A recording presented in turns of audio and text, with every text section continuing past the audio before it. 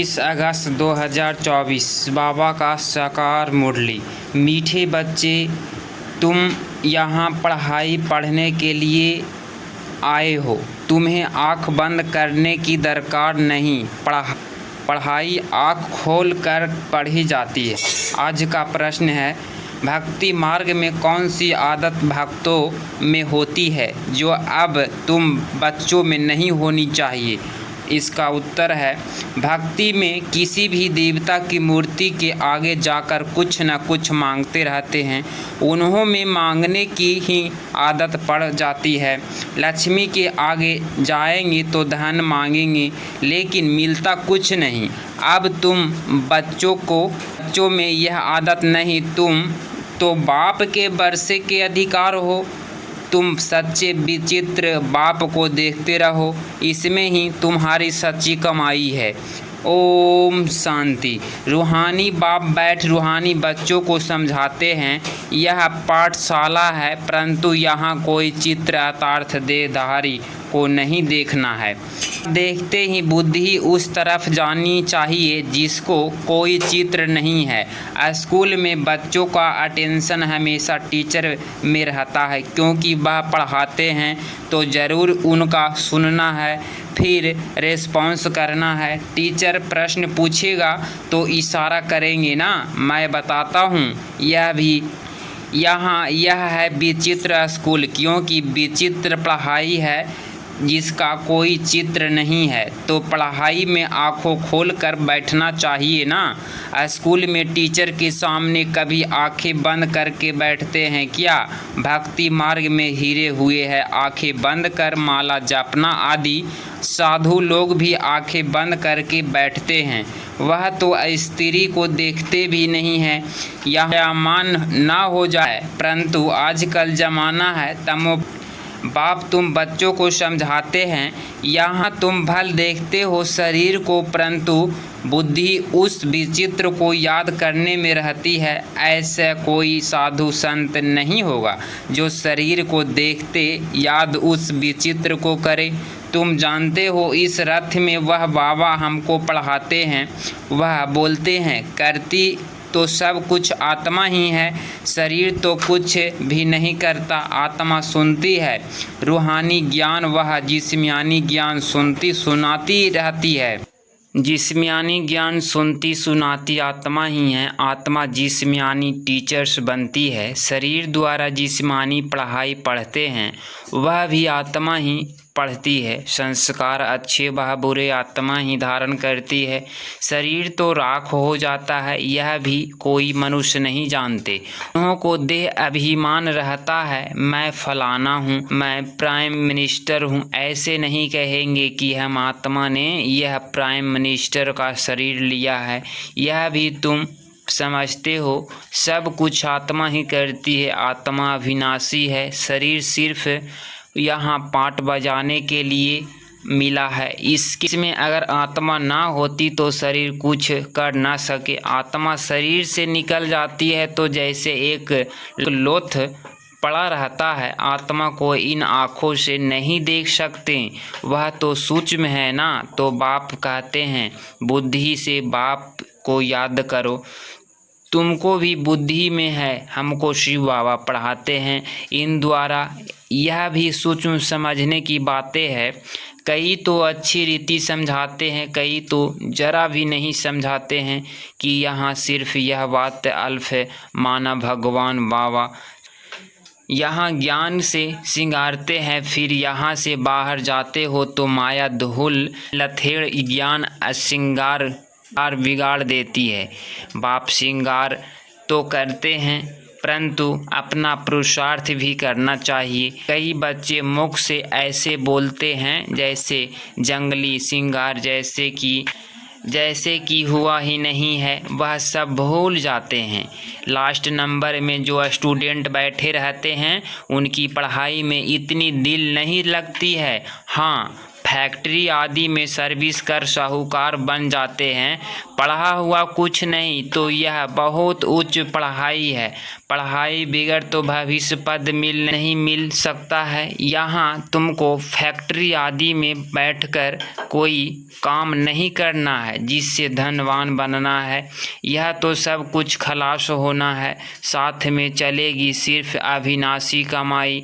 तुमको मालूम है मनुष्य मरते हैं तो खाली हाथ जाते हैं, सब कुछ साथ में कुछ भी ले नहीं जाएंगे, तुम्हारे हाथ लो जाएगी। इसको कहा जाता है सच्ची कमाई। यह सच्ची कमाई तुम्हारी होती है 21 जन्मों के लिए। बेहद का बाप ही सच्ची कमाई कराते हैं। तुम बच्चे देखते हो इस चित्र को, परंतु याद करते हो विचित्र बाप को, क्योंकि तुम आत्मा भी आत्मा हो तो आत्मा अपने बाप को ही देखती है, उससे पढ़ती है। आत्मा को और परमात्मा को तुम देखते नहीं हो, परंतु बुद्धि से जानते हो हम आत्मा विनाशी है, यह शरीर विनाशी है।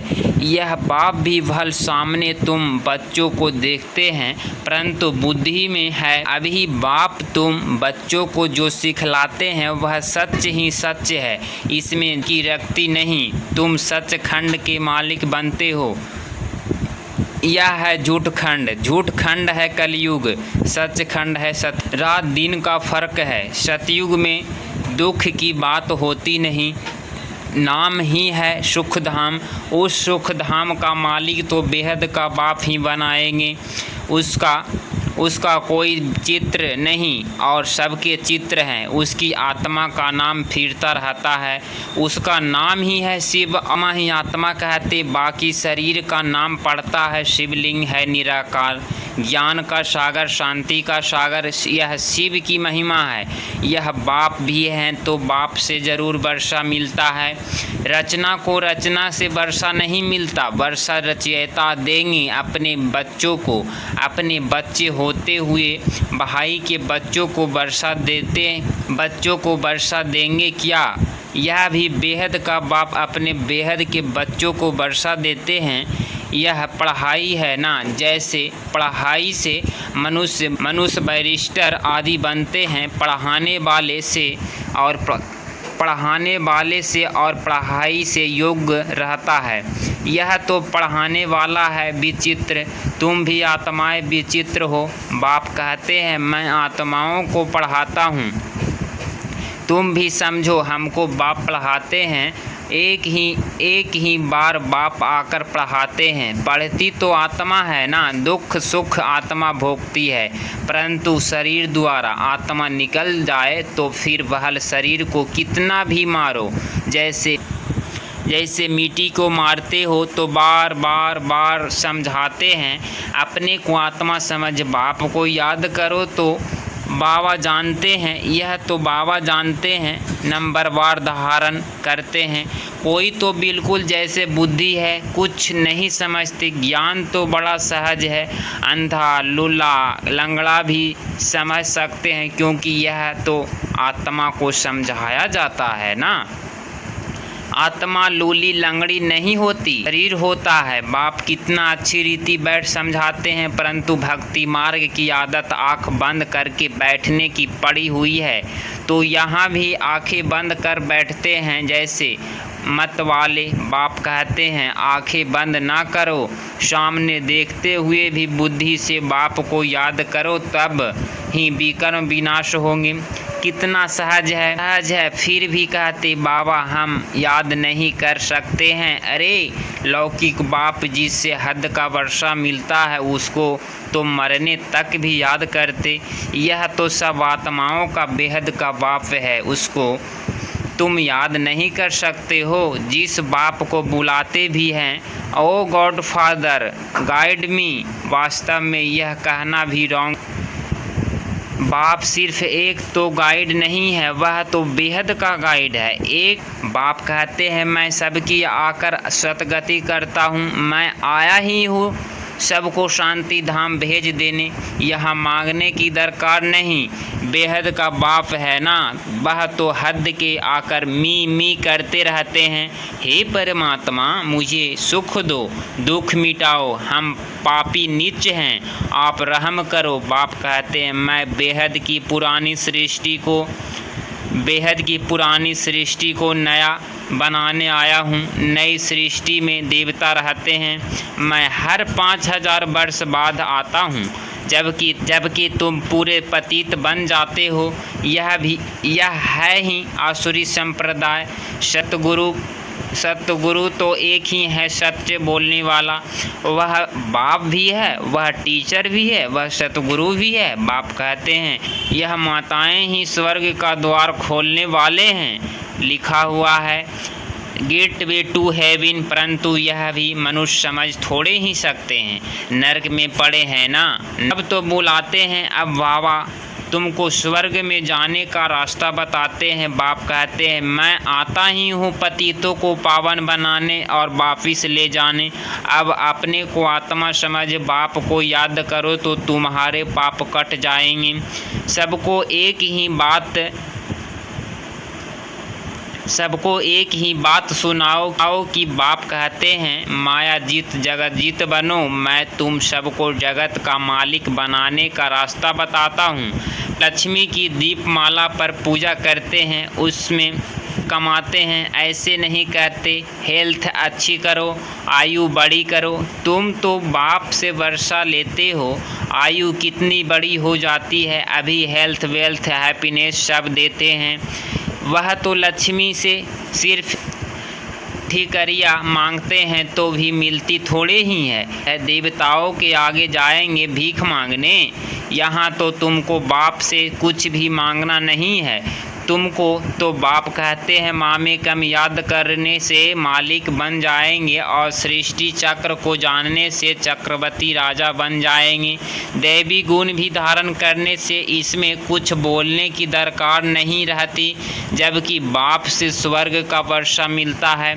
अभी तुम इनकी पूजा करेंगे क्या? तुम जानते हो हम खुद ही यह जानते हैं, हम खुद ही यह बनते हैं, फिर 5 तत्वों की क्या पूजा करेंगे?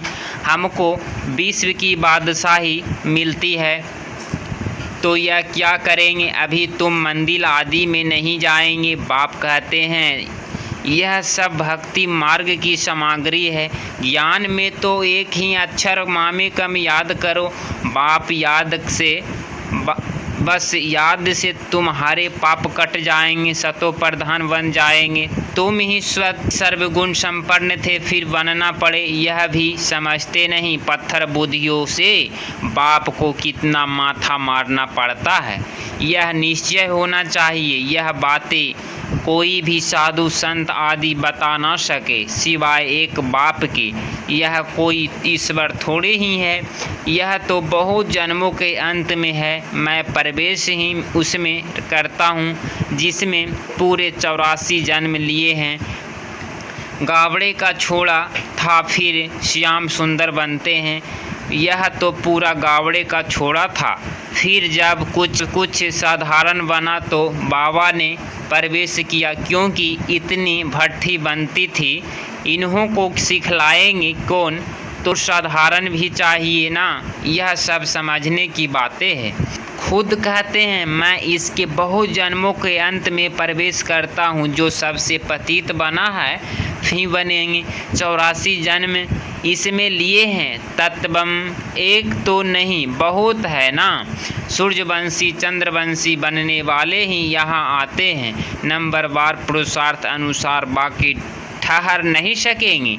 देरी से आने वाले ज्ञान भी थोड़ा सुनेंगे, फिर देरी से ही जाएंगे। अच्छा, मीठे मीठे सिकी लधे बच्चों प्रति माता पिता बाप दादा का याद प्यार और गुड मॉर्निंग। बाप की रूहानी बच्चों को नमस्ते नमस्ते। धारणा के लिए मुख्य पॉइंट नंबर 1, बाप जो ज्ञान श्रृंगार करते हैं उसे कायम रखने का पुरुषार्थ करना है। माया की धूल में ज्ञान श्रृंगार बिगाड़ना नहीं है। पढ़ाई अच्छी रीति पढ़कर अविनाशी कमाई करनी है। पॉइंट नंबर 2, इस चित्र यथार्थ देहधारी को सामने देखते हुए बुद्धि से विचित्र बाप को याद करना है। आंखें बंद कर बैठने की आदत नहीं डालनी है। बेहद के बाप से कुछ भी मांगना नहीं है। आज बाबा का वरदान, समय के महत्व को जान, फर्स्ट से फर्स्ट आने वाले तीव्र गति से पुरुषार्थी भव। इसका स्पष्टीकरण किया गया है। अव्यक्त पाठ में आई हुई आत्माओं को लास्ट सो फर्स्ट समय के महत्व को जान मिले हुए वरदान को स्वरूप में लाओ। यह अव्यक्त पालना सहज ही शक्तिशाली बनाने वाली है। इसीलिए जितना आगे बढ़ना चाहे बढ़ सकते हो। बाप दादा और निमित्त आत्माओं की सर्व के प्रति सदा आगे उड़ने की दुआओं होने के कारण तीव्र गति के पुरुषार्थ का भाग्य सहज मिला हुआ है। आज का स्लोगन है, निराकार साकार के महामंत्र की स्मृति से निरंतर योगी बनो। निराकार साकार के महामंत्र की स्मृति से निरंतर योगी बनो। ओम शांति। अगर हमारे इस चैनल पे डेली मुरली सुनते हैं तो चैनल को ज़रूर सब्सक्राइब करें, क्योंकि वीडियो बनाने में बहुत ही मेहनत लगती है। ओम शांति।